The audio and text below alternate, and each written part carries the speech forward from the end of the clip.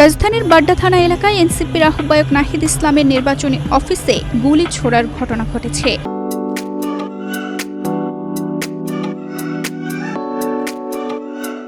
এমন একটি সংবাদ প্রচার করছে বিভিন্ন গণমাধ্যম। এতে বলা হয়েছে, হঠাৎ করে অজ্ঞাত পরিচয়ের ব্যক্তিরা অফিসের সামনে এসে কয়েক রাউন্ড গুলি ছুড়ে দ্রুত ঘটনাস্থল ত্যাগ করে। তবে ৩৮ নং ওয়ার্ডে অবস্থিত এনসিপির সাংগঠনিক অফিসের পাশে মঙ্গলবার রাতে গুলি হলেও এর সঙ্গে রাজনৈতিক সংশ্লিষ্টতা নেই বলে মনে করেন এনসিপি। নাহিদ ইসলামের অফিসে কোনো গুলির ঘটনা ঘটে নাই। ওইটা আমাদের একটা সাংগঠনিক অফিস ছিল, এনসিপির ৩৮ নং ওয়ার্ডের একটা সাংগঠনিক অফিস ছিল।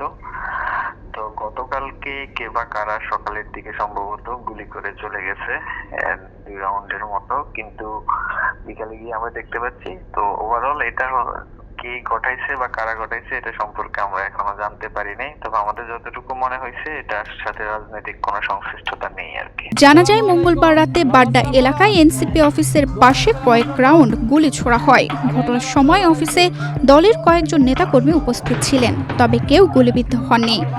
গুলির শব্দে এলাকা জুড়ে আতঙ্ক ছড়িয়ে পড়ে এবং আশেপাশের মানুষ নিরাপদ স্থানে সরে যান।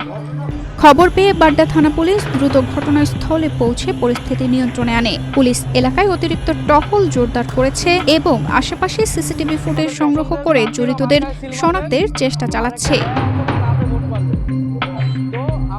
ডেস্ক রিপোর্ট, বাংলাদেশ প্রতিদিন।